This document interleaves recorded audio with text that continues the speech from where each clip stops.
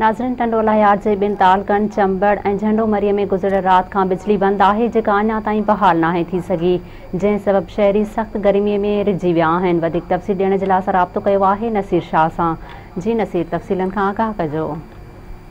जीअं त नाज़रीन खे ॿुधाईंदा हलूं त गुज़िरियल राति 6 बजे खां ज़िले टंडोला यार्ड समेत तालको झंडोमरी तालके चंबड़ जे मुख़्तलिफ़ इलाइक़नि में जंहिंमें सवें नंढा वॾा ॻोठ ऐं शहर शामिल आहिनि, बिजली बंदि हुअण जे करे माण्हू सख़्तु परेशान आहिनि। जॾहिं त गुज़िरियल शाम जो तेज़ हवा खां पोइ बिजली बंदि थिए थी, अञा ताईं बिजली बंदि आहे, जंहिंजे करे माण्हू सख़्तु परेशान आहिनि। घरनि में ऐं मस्जिदनि में विज़ू करण लाइ माण्हू परेशान आहिनि। घरनि में पाणी पीअण लाइ माण्हू परेशान आहिनि। ऐं जॾहिं त ज़िले टंडोला यार्ड में पाणी जी शदीद खोट आहे। माण्हुनि जो जेको दारो मदार आहे स्कारप ट्यूबवेल ते आहे, पाणी जे हवाले सां ज़मीन मां पाणी खणनि था, उहो पाणी जे बिजली बंदि हुअण जे करे माण्हू सख़्तु परेशान आहिनि। जी नसीर, अवां जी महिरबानी।